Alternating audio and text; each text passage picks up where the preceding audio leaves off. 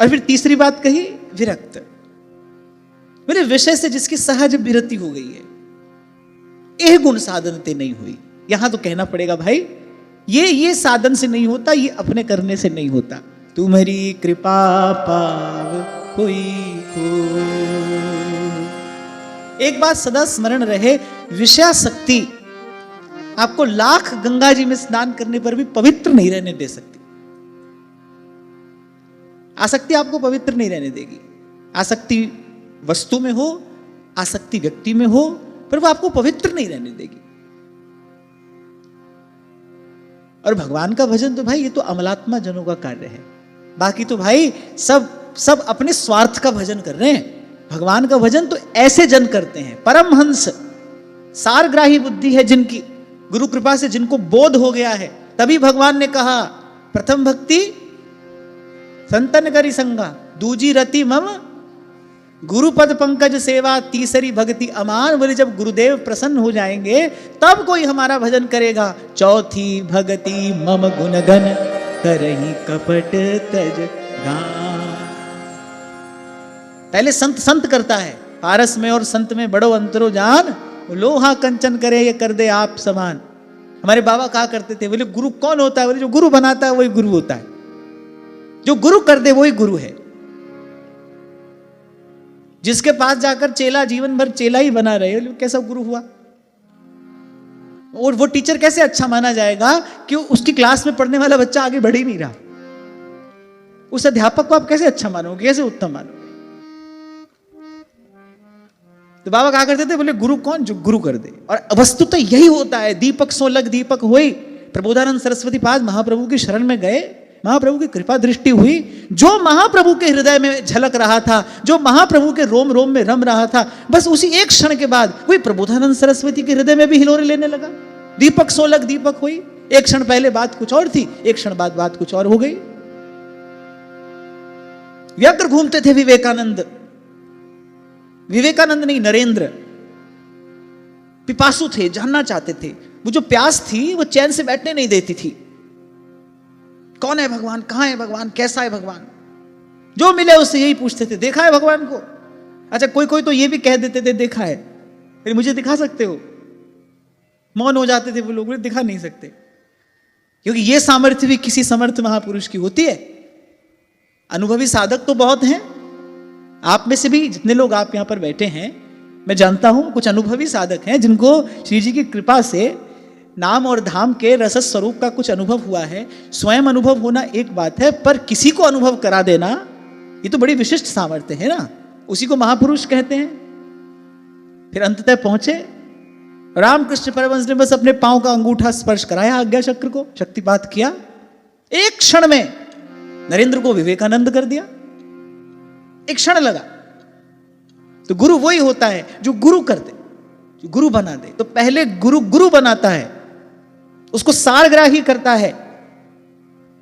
तभी गोस्वामी जी ने कहा जाने बिन नहीं हुई प्रतीति, बिनु परतीति होई नहीं प्रीति।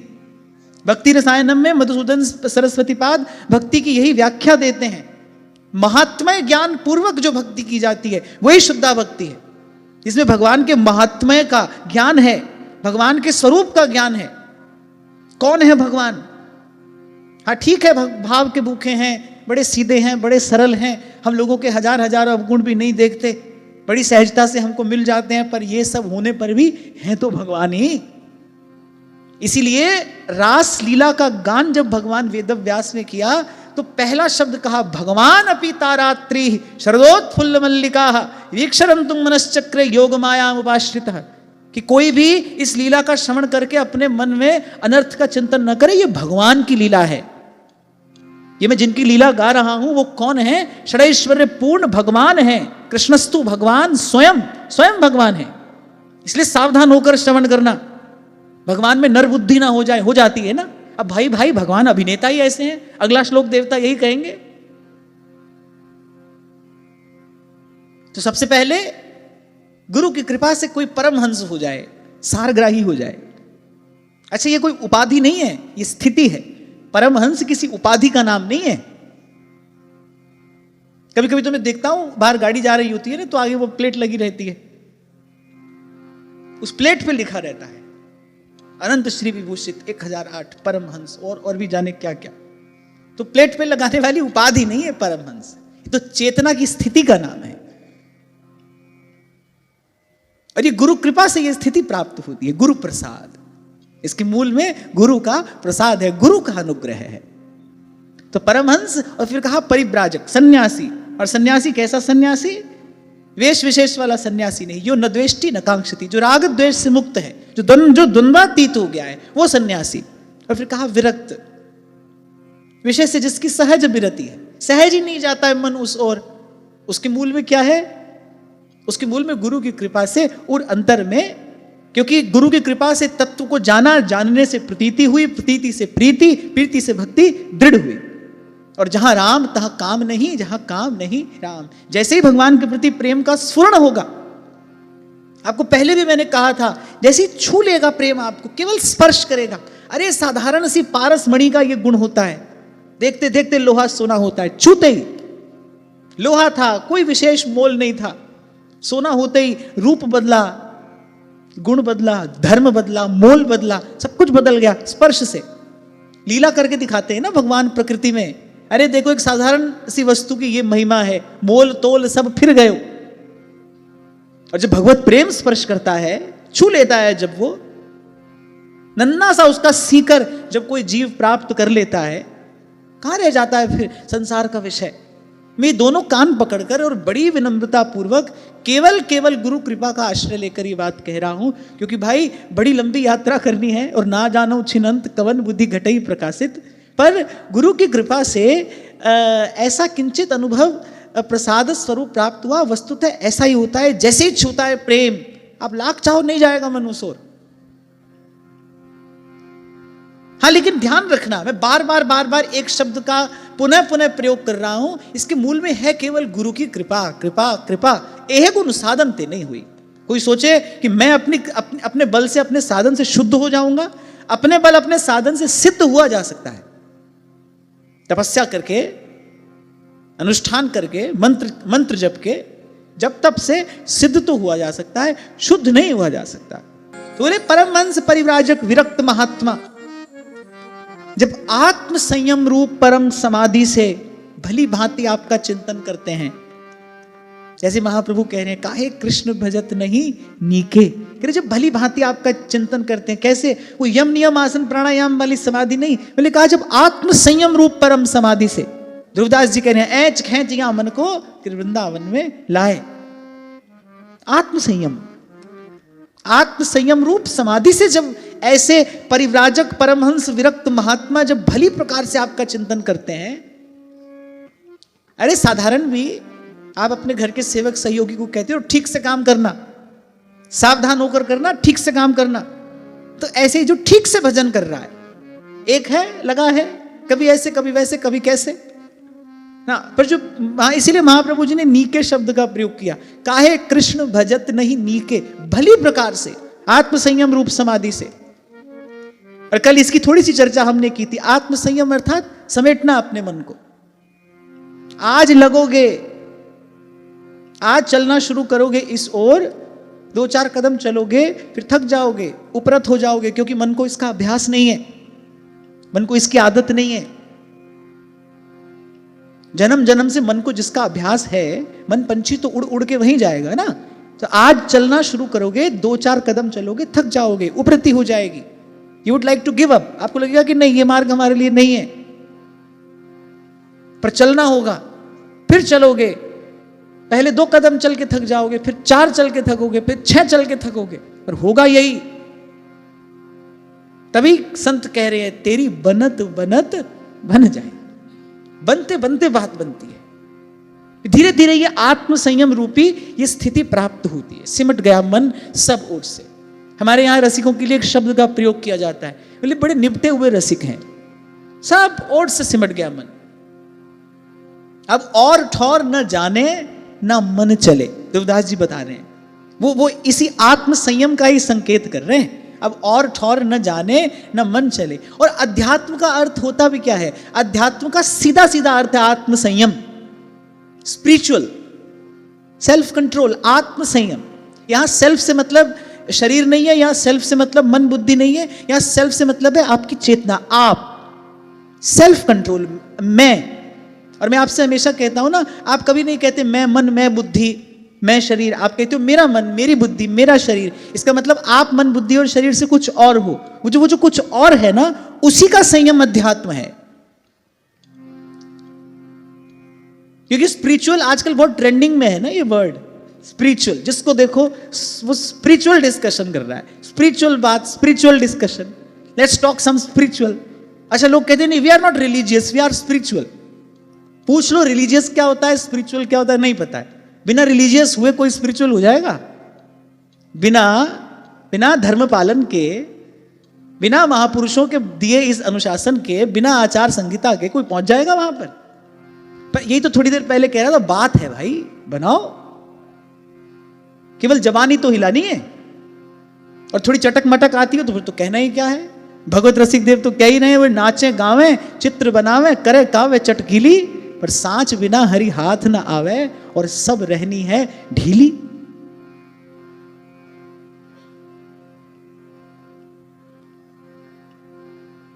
अभी 2-3 दिन पहले मैं सुन रहा था, परम श्रद्धे प्रातस्मरणीय श्री मलुकपीठ वाले महाराज जी ये बात कह रहे थे। अभी 2-3 दिन पहले की बात है।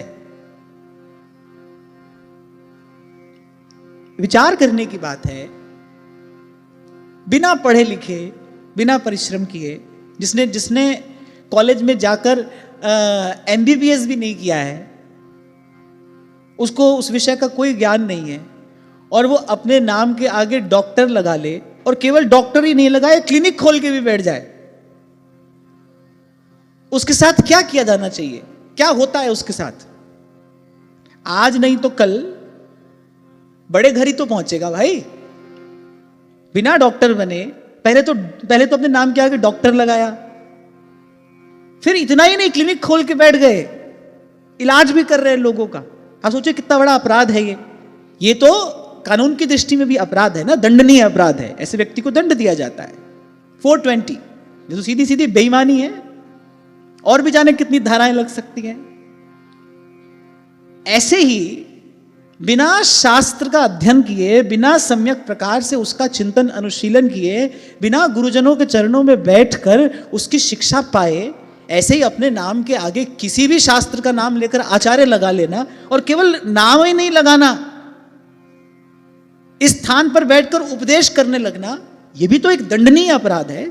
इसका परिणाम भी क्या होता है? समाज दिशा भ्रमित हो जाता है। और जो आज खूब देखने में आ रहा है, खूब देखने में आ रहा है। कल ही मैंने आपसे एक बात कही थी, जहां मोल तोल हो वहां कुछ भी हो, लेकिन कथा नहीं हो सकती।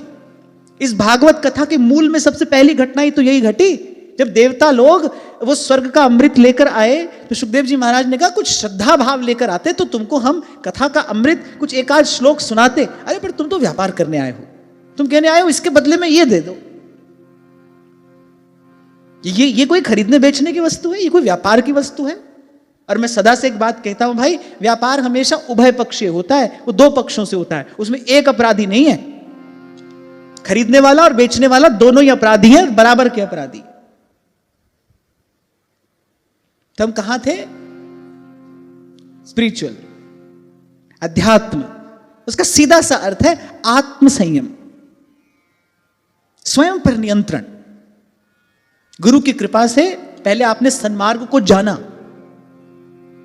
उपनिषदों के मंत्र हैं, कठोपनिषद में कहा गया है, बोले पहले तो भाई तत्व की बात आज सुनना भी दुर्लभ है। पहली बात तो कोई सुनाने वाला ही नहीं मिलेगा। सुन लो तो बोले समझना और कठिन है, सुन लो फिर समझना और कठिन है। इसीलिए गोस्वामी जी ने सरल शब्दों में कहा, संत समागम हरि कथा तुलसी दुर्लभ दो। फिर जब आत्म संयम रूप परम समाधि से भली भांति स्वयं पर नियंत्रण करके गुरुजनों की आज्ञा में रहकर, जब ऐसे महात्मा, ऐसे अमलात्मा जन जब भली प्रकार से आपका चिंतन करते हैं, आपका ध्यान करते हैं, भाव से आपका सेवन करते हैं, बोले तब उनके शुद्ध हृदय में परम हंसों के धर्म, बोले वास्तविक भगवत भजन का उदय होता है। तब भजन होता है।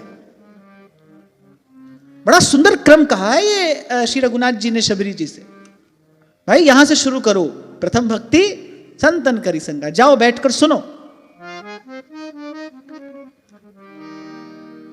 अच्छा, ये तो मैंने पहले भी कहा था, स्वयं पढ़ने की नाही है, आप नहीं पढ़ना, नहीं तो बुद्धि मनमाना अर्थ करेगी, कोई कहीं जाएगा कोई कहीं जाएगा, क्योंकि मुंडे मुंडे मतिर भिन्ना, सबकी बुद्धि अलग अलग है, सबका पर्सपेक्टिव अलग अलग है, सोचने का ढंग अलग अलग है, कोई क्या सोचेगा कोई क्या सोचेगा, इसलिए कहा प्रथम भक्ति संतन करी संगा, फिर दूजी रति मम कथा प्रसंगा, दीर्घ काल तक सत्संग सुनना, उससे क्या होगा, रुचि जगेगी। फिर गुरुपद पंकज सेवा, तीसरी भक्ति अमान, और चौथी भक्ति मम गुणगन करही कपट तज गान। ये सब करने के बाद क्या हो जाएगा, बोले शुद्ध हृदय हो जाएगा। फिर क्या करना, मंत्र जाप मम दृढ़ विश्वासा, पंचम भजन सुवेद प्रकाश। फिर भजन होगा, 4 सोपान पार करने के बाद भगवान कह रहे मंत्र जाप मम दृढ़ विश्वासा, पंचम भजन सुवेद प्रकाशा। भाई भगवान जिसको भजन कह रहे हैं उसी को ही तो भजन कहना पड़ेगा, कि हम जिसको भजन कह रहे हैं वो भजन हो जाएगा। हम तो सभी भजन कर रहे हैं, कब से कर रहे हैं, हो तो कुछ नहीं रहा है। छोटा सा काम करते हैं, क्रिया की तुरंत प्रतिक्रिया होती है, किसी एक्शन का तुरंत रिएक्शन होता है। भजन जैसा काम कर रहे हैं, कुछ नहीं हो रहा है, वहीं के वहीं पड़े हैं, वही लड़ाई झगड़ा, वही झंझट, वही खींचातानी, वही राग द्वेष, वही ईर्ष्या, वही मदमात्सर्य, वही अभिमान, वही तेरी मेरी, वही है। भजन कर रहे हैं, कुछ नहीं हो रहा। बाकी सब कर रहे हैं, सब क्रिया की प्रतिक्रिया हो रही है, भजन की नहीं हो रही। क्यों? क्योंकि भजन कह रहे हैं, भजन हो नहीं रहा। ऐसे होता है भजन। प्रथम भक्ति संतन करी संगा, दूजी रति मम कथा प्रसंगा, फिर गुरुपद पंकज सेवा, तीसरी भक्ति अमान, कहा चौथी भक्ति मम गुणगन करें कपट तज गान, फिर कहा मंत्र जाप मम दृढ़ विश्वासा, पंचम भजन सुवेद प्रकाशा। ये भजन है। यहां उस भजन की बात देवता कर रहे हैं। तभी मैंने कहा इस स्तुति का एक एक शब्द विचार करने योग्य है। एक श्लोक में देवताओं ने पूरा ग्रंथ कह दिया। परमहंस परिव्राजक विरक्त महात्मा आत्म संयम रूप समाधि के द्वारा जब भली प्रकार से आपका ध्यान करते हैं, भाई भली प्रकार से ध्यान तभी तो होगा जब सब ओर से मन हट जाएगा। जब मन उछल कूद करता रहेगा तो भली प्रकार से ध्यान होगा कैसे? कांच के टुकड़े से कागज पर जब सूर्य की किरणों को एकाग्र किया जाता है तभी तो अग्नि प्रकट होती है, नहीं तो वो हल्का हल्का सा ताप है, जाड़ा लग रहा है, धूप सेक लो बैठकर, बस इतना। सूर्य की जो ऊष्मा है उसको अग्नि रूप देने के लिए वो कांच के टुकड़े से उसको एकाग्र किया जाता है ना। अच्छा, अगर कभी आपने ऐसा काम किया, हमने बचपन में किया है ना, कागज लेकर और फिर वो एक गोल सा लेंस आता था ना, उसको धूप में रखकर, लेकिन अगर आप उस लेंस को थोड़ा थोड़ा हिलाते रहो कुछ नहीं होगा, तब अग्नि प्रकट नहीं होगी। इसलिए महाप्रभु जी ने एक शब्द में सब कुछ कहा, काहे कृष्ण भजत नहीं नीके। नीके माने सब ओर से मन हटाकर आत्म संयम रूप समाधि के द्वारा क्यों ना बिन कष्ट रस सिंधु को पीजिए। तो बोले जब ऐसे महात्मा इस प्रकार से जब आपका भजन करते हैं, आत्म संयम रूप समाधि के द्वारा जब भली भांति आपका चिंतन करते हैं, रच पच कर मनसा वाचा कर्मणा, जब वो आपका ही ध्यान करते हैं, आप पर पूर्ण रूपेण आश्रित होकर आपके ही नाम रूप लीला धाम का सतत चिंतन मनन करते हैं, बोले तब क्या होता है, तब उनके हृदय में जो परमहंसों का भी धर्म है, मेरे उस वास्तविक भगवत भजन का उदय होता है, तब भजन का उदय होता है। और बोले फिर क्या होता है, जैसे ही उस भगवत भजन रूपी सूर्य का उदय होता है, बोले वो हृदय के जो अज्ञान रूप किवाड़ हैं, जो जन्म जन्म से बंद पड़े हैं, बोले वो खुल जाते हैं और उनके आत्मलोक में आप आत्मानंद के रूप में प्रकट होते हैं। और बस वहीं वो आपका दर्शन करके यन लब्धवापमांग अमृतो भवति सिद्धो भवति तृप्तो भवति, इसी स्थिति को प्राप्त करके कबीर जी ने कहा है, हमारा यार है हमने हमन को बेकरारी क्या, हमन है इश्क मस्ताना को दुनिया से यारी क्या। आपको पूर्व भी मैंने संकेत किया था, श्री महाप्रभु सुधानिधि में सब कहकर अंत में स्वामिनी से याचना यही करते हैं, कब ऐसा दिन आए जब मैं सब कुछ भूल कर बस कालिंदी का कूल हो, मेरे नेत्र मुने हो और मेरे हृदय कमल पर आपके सुंदर सुभग सुकुमार चरण कमल विराजमान हो। उन चरण कमलों से बहती अमृत धारा में मेरी चेतना बार बार बार बार बार बार गोता लगाती हो। बस इसके अतिरिक्त मैं सब कुछ भूल जाऊं, सब कुछ कहकर अंत में महाप्रभु यही याचना करते हैं। कब ऐसी स्थिति आए? क्योंकि वो एक है, इसलिए बात सब महापुरुषों ने एक ही कही है। मैंने कहा समय अलग अलग रहा, स्थितियां अलग अलग रही, शब्द अलग अलग रहे, अभिव्यक्ति भी अलग अलग हो सकती है, पर बात सभी ने एक कही है। जहां जाना है वो लक्ष्य एक ही है। जो सदा आपके पास रहते हैं, आपके साथ रहते हैं, बोले वो भी आपकी लीला से मोहित हो जाते हैं। गरुड़ जी हो गए, भगवान बंधन में कैसे आ गए? सोचने की बात है। उस समय भगवान क्या कर रहे हैं? नर लीला कर रहे हैं। नारायण नर के रूप में अवतीर्ण हुए हैं, नर लीला कर रहे हैं भगवान। एक अच्छा अभिनेता किसको माना जाता है?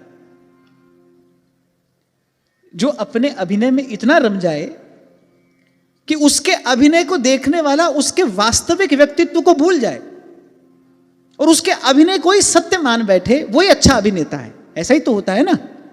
अब मान लो निर्देशक ने किसी को कोई बुरा अभिनय करने के लिए दिया, मान लो विलेन का रोल किसी को मिला, तो भाई विलेन अपने रोल में कब सफल होगा? माने जब देखने वाले को उससे घृणा हो जाए, उसको जूता मारने का मन करे, तब वो अपने अभिनय में सफल हुआ, उसने अपने अभिनय को ठीक प्रकार से निभाया। अरे एक साधारण अभिनेता भी ऐसा करके दिखा देता है। आप देखो जिन लोगों ने आज तक विलियन का रोल किया है, आज भी उनके लिए उनका ध्यान आते ही मन में एक विचित्र सा भाव आता है ना। वो बेचारे वास्तविक जीवन में ऐसे थोड़ी है, पर ऐसा अभिनय किया उन्होंने, ऐसी छवि बन गई उनकी कि लोग उनके वास्तविक व्यक्तित्व को भूल गए। साधारण जगत में एक साधारण अभिनेता भी ऐसा करके दिखा सकता है, ऐसा कर दिखाने में सक्षम होता है कि कोई उसके वास्तविक व्यक्तित्व को भूल जाए। फिर भगवान जब अभिनय करें, भगवान नर लीला कर रहे हैं। नर लीला माने भगवान कह रहे भाई हम नर के जैसा अभिनय करेंगे, हम साधारण मनुष्य के जैसा अभिनय करके दिखाएंगे। अब अभिनेता भगवान हो और वो साधारण मनुष्य का अभिनय करने लगे, कौन पहचानेगा भाई? कौन पहचान सकता है? तभी श्री काकभूषुंडी जी ने गरुड़ जी से कहा, बोले अरे आप घबराइए, मैंने तो भगवान की लीला है। जब वो अभिनय करते हैं कोई पहचान नहीं पाता है उनको। तभी कहा राम कृपा बिनु सुनु खगराई,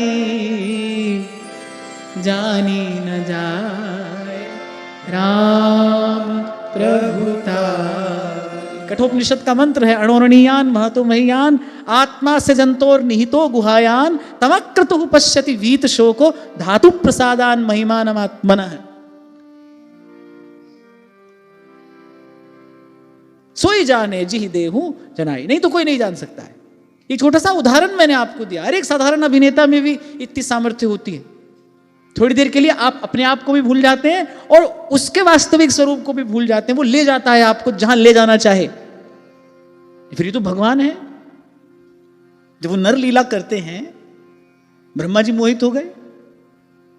अरे और ये कोई बड़ी बात थोड़ी है, क्योंकि अभिनय करने वाले भगवान है। ऐसा अभिनय करके दिखाते हैं, कौन पहचान लेगा उनको?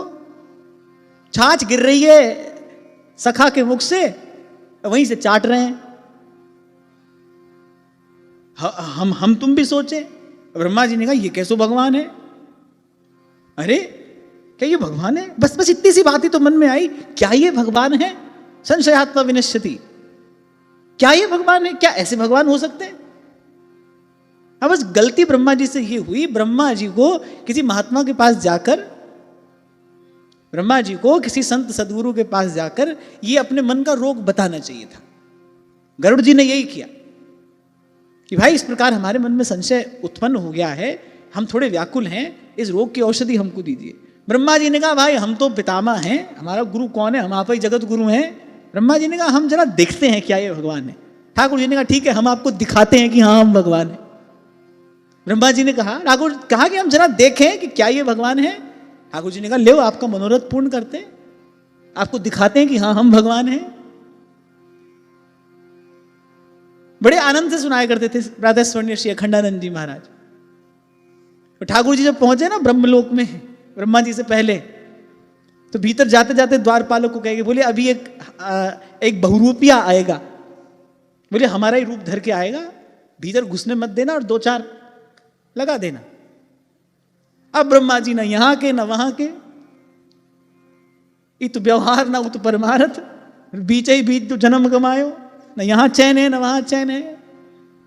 तो देवताओं ने कहा प्रभु हम मानते हैं, दुरवबोध इव तवायम बिहारी युगो, आपकी कृपा के बिना, आपके अनुग्रह के बिना आपकी लीला का रहस्य जानना कठिन ही नहीं असंभव है। यही बात उपनिषदों के मंत्र कह रहे हैं, अणोरणीयान महतो महियान, एक ही साथ वो छोटे से छोटा है और महान से महान है। आत्मास्य जंतोर निहितो गुहायाम, 3 पग में त्रिविक्रम है भगवान, 3 पग में त्रिलोकी नाप लेने वाले, लियो आपके भीतर रह बैठे हैं। कैसे बैठे हैं कि नहीं बैठे? कोई कह देगा कि मेरे भीतर नहीं बैठे हैं भगवान, भीतर बैठे हैं और वो वही हैं। 3 पग में त्रिलोकी नाप ली, अरे त्रिलोकी तो 2 ही में ही नाप ली थी, तीसरा पग धरने को तो जगह ही नहीं बची थी। क्षिति नापी त्रिपाद करुणा में और बलि छल दियो पतार। हाँ पर भक्त भगवान की लीला भगवान की कृपा से जानते हैं, इसीलिए सूरदास जी आनंद में गाते हैं। अच्छा देवता आश्चर्यचकित हो रहे हैं, तो कह रहे ये कैसे हो गया, देवताओं के मन में कैसे है, ये कैसे हो गया। और सूरदास जी उसी लीला को देखकर जय हो जय हो जय जयकार करते हैं। क्षिति नापी त्रिपाद करुणा में बलि छल दियो पतार, देहरी उलंघ सकत नहीं सो प्रभु, देहरी उलंघ सकत नहीं सो प्रभु, खेलत नंद दुआर। देवताओं में खलबली मची है, चलना सीख रहे हैं कन्हैया, वो 1 हाथ ऊंची ड्योढ़ी है कक्ष की, वो लांग ही नहीं जा रही। देवताओं को लगा क्या ये भगवान है, ये वही भगवान है 2 पग में त्रिलोकी नाप लिए थे। अब वहां भक्ति नहीं है ना, रहस्योद्घाटन तो भक्ति करती है, भगवान को अनावृत तो भक्ति करती है, पर्दा तो भक्ति हटाती है। सूरदास भक्त हैं, जिस लीला को देखकर देवता आश्चर्य में पड़े हैं, विचार कर रहे हैं कि ये कैसे हो गया, सूरदास जी उसी को देखकर जय जयकार कर रहे हैं। उनका रोम रोम आनंद में मगन है। क्षिति नापी त्रिपाद करुणामय बलि छल दियो पतार, देहरी उलंघ सकत नहीं सो प्रभु, खेलत नंद द्वार।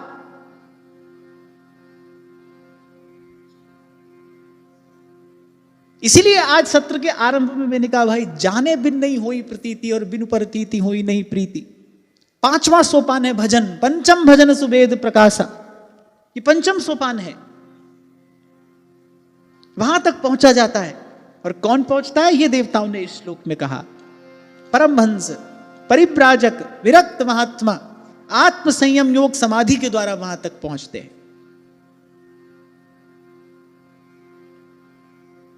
इस भाव का अपने मन को बार बार अभ्यास कराना चाहिए। ये साधक का भजन के प्रति कर्तव्य है कि भाई हमको सार वस्तु का संग्रह करना है, सार वस्तु का संचय करना है, असार का त्याग करना है, सार का संग्रह करना है, सार का संचय करना है। महाप्रभु तो अपनी सौगंध देकर कह रहे हैं, ताते भैया मेरी सौ कृष्ण गुण संचो, इसका संग्रह करिए। असार अल्प है या अधिक, पर असार है। आपको एक छोटा सा उदाहरण दिया करता हूं ना मैं, नींबू की फांक है, थोड़ी सी निचोड़ो तो खट्टी, पूरी निचोड़ दो तो भी खट्टी, तुम भी उसके साथ निचोड़ जाओ तो भी खट्टी। ऐसे ये असार संसार है, थोड़ा है तो भी असार है, बहुत है तो भी असार है। दिवस 4 के हला भला में फिर तू कहां लेगा लाद। अपने मन को सबसे पहले देखो, भजन करना है, भजन में उन्नति करनी है। आप चाहते हो कि हमारा भजन बढ़े, हमारी भजन भाव में स्थिति सुदृढ़ हो, तो सबसे पहले अपने मन को इस भाव का बार बार अभ्यास कराइए। भाई सार वस्तु का संग्रह करेंगे, असार का त्याग करेंगे, सार का संग्रह करेंगे। और थोड़ी देर पहले मैंने आपसे कहा 2 कदम चलोगे थक जाओगे, ऊबन हो जाएगी। अभी उस दिन महाराज जी आप ही मुझसे कह रहे थे ना, मैंने ये बात फिर श्री स्वामी शरणानंद जी महाराज की वाणी में भी पढ़ी कि जब अध्यात्म के मार्ग पर कोई पथिक चलता है ना, तो बड़ी देर के बाद जाकर, बड़ी देर के बाद उसको सफलता मिलती है। उसकी स्थिति को सुदृढ़ कर देने वाला अनुभव कोई उसको प्राप्त होता है। तभी संतों ने कहा है तेरी बनत बनत बन जाई, लगे रहना, भूल हो जाए गलती हो जाए कोई बात नहीं, फिर लगो। ये सुविधा तो हमको यहाँ उपलब्ध है ना। कोई किसी देवी देवता का भजन थोड़ी कर रहे हैं हम कि हमको दंड मिलेगा, भगवान का भजन कर रहे हैं, कोई बात नहीं, भगवान का तो स्वभाव है। वो तो कह रहे कोटि विप्र बदला गई जाओ, आए शरण तजहु नहीं ताऊ। हाँ बस इतना करना कि द्वार धनी के पड़ रहो और धक्का धनी का खाओ, एक दिन धनी निवाज है, द्वार छाड़ नहीं जाओ। ठाकुर जी का चरण छोड़ना नहीं, ठाकुर जी का नाम छोड़ना नहीं, ठाकुर जी का द्वार छोड़ना नहीं। जो हम भले बुरे सो तेरे हैं आपके प्रभु, आपको छोड़कर नहीं जाएंगे।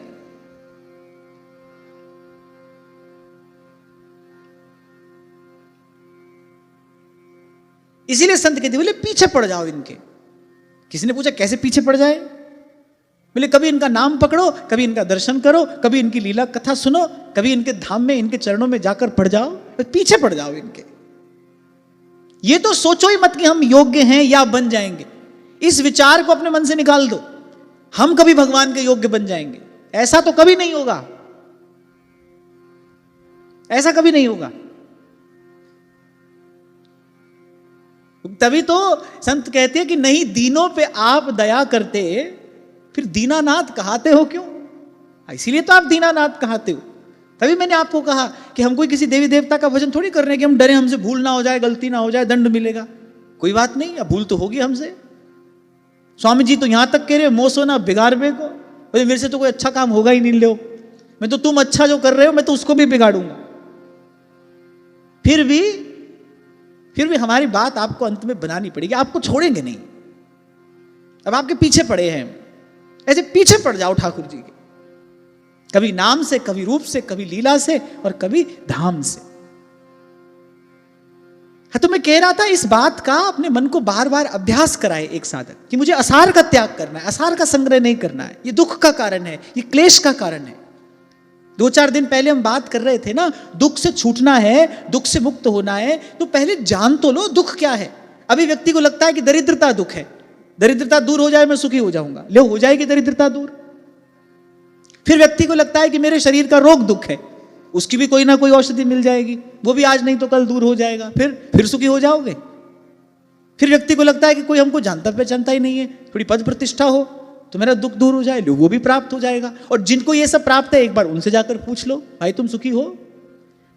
दुख से छूटना है तो पहले दुख का स्वरूप जान लो ना। असार का संग्रह दुख का कारण है।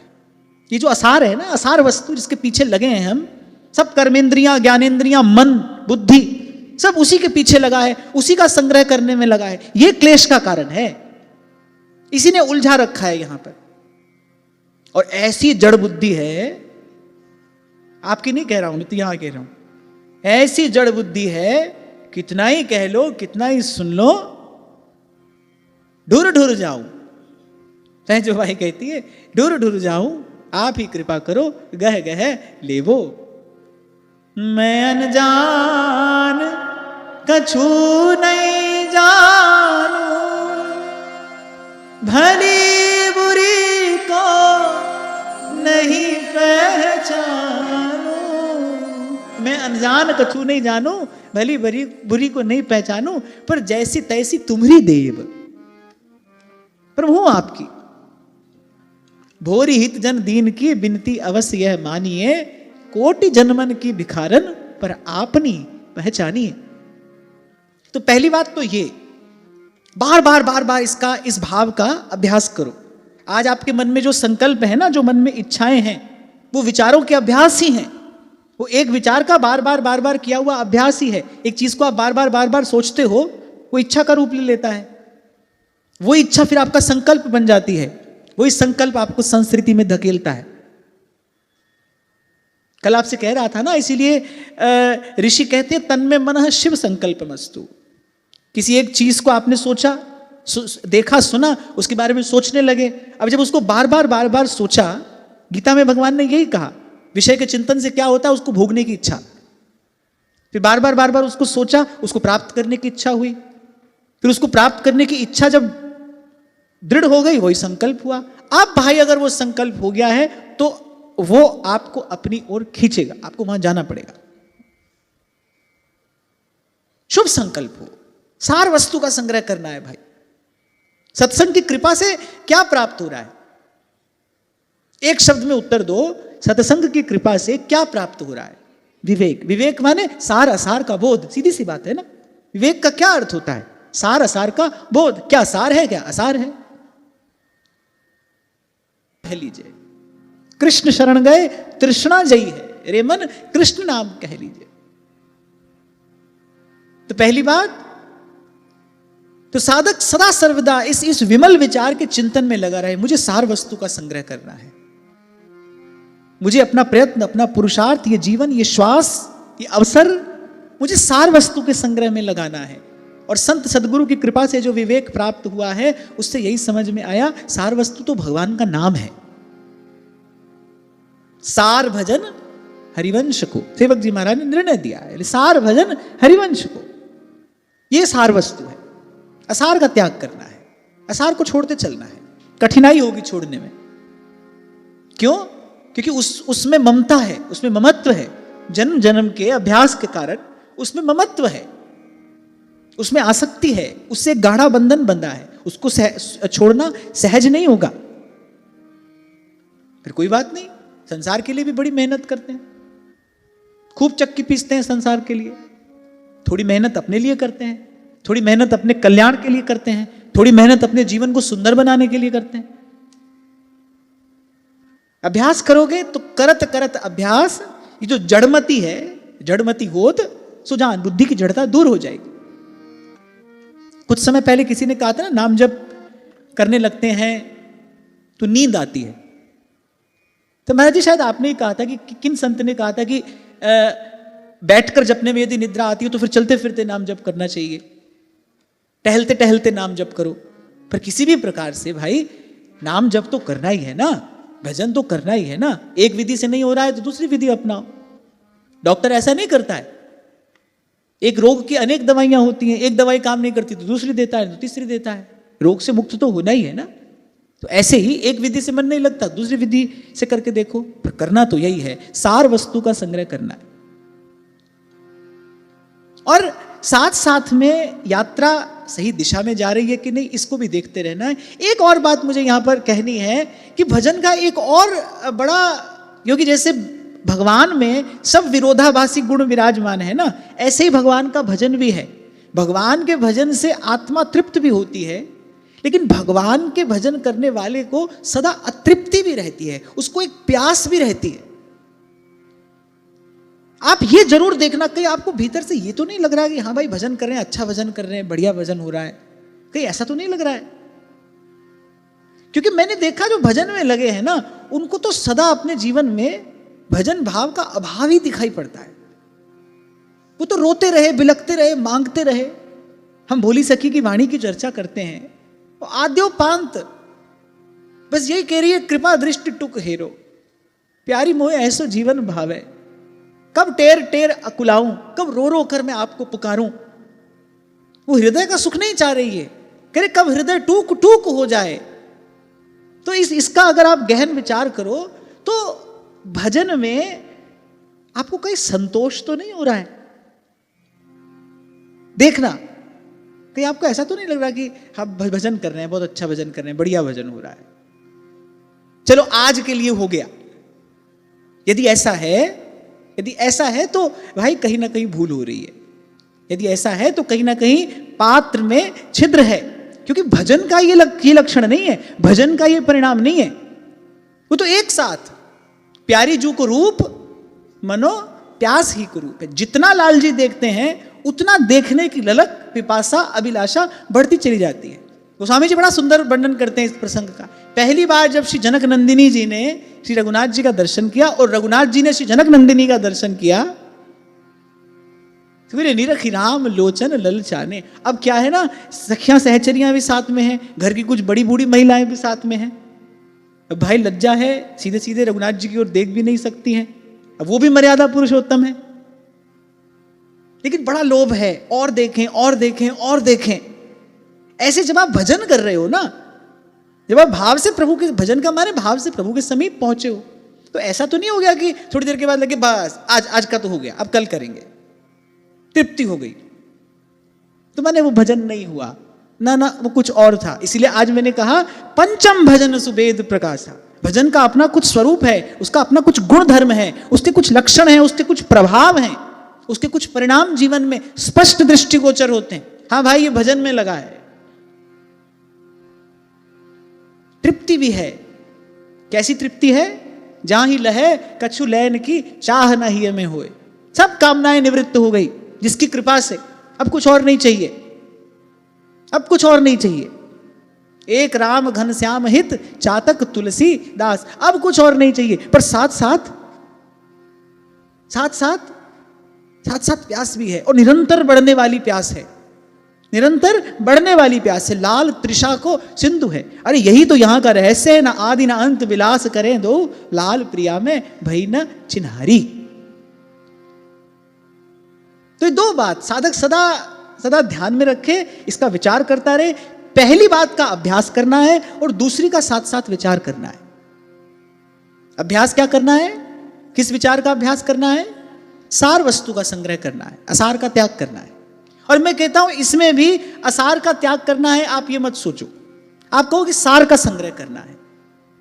संतों ने ये नहीं कहा ये छोड़ो वो छोड़ो, ये ना करो वो ना करो। संतों ने एक बात कही, सांस सांस सिमरे गोविंद। भजन समर्थ है, वो असार का त्याग अपने आप करा देगा। किसी को कुसंग से बचना हो, किस किस से बचोगे? बड़ो कुसंग शरीर निज जहां में भरे विकार, सुधर्म बोधिनिकार कहते हैं। कुसंग से बचना हो तो कैसे बचोगे? सत्संग में लगना एक कुसंग से बचना है। सत्संग में लग जाओ, सत्संग में निष्ठा हो जाए, बस यही कुसंग से बचने का एकमात्र साधन है। ऐसे ही सार का संग्रह करेंगे। हरदम हीरा लाल है, गिन गिन गुरु को सौंप। और फिर देवता आगे ये बात इसलिए कह रहे, बोले प्रभु आपकी माया बड़ी प्रबल है, किसी को भी मोहित कर लेती है, बड़े आकर्षण है संसार में, एक अहमता ममता, मैं मेरा, ये सब।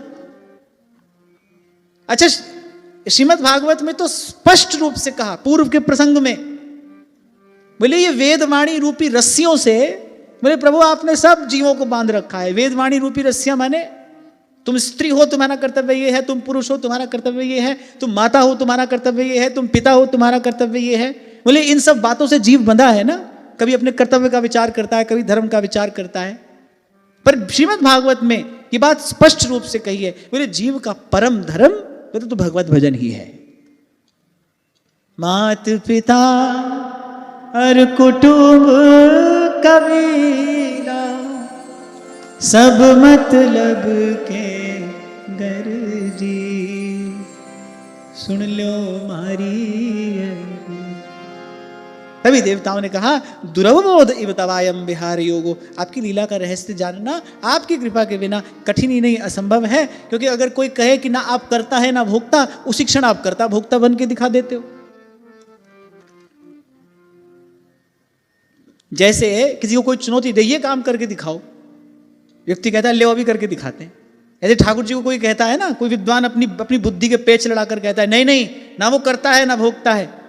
ठाकुर जी कहते बेटा ले अभी बन के दिखाते हैं। फिर कोई कहता है कि नहीं वो करता है भोगता भी है, ले एक ही क्षण में अपनी नगरी समुद्र में डुबा कर एक और जाकर बैठ जाते हैं। बोले ले हम तो ना करता है ना भोगता है।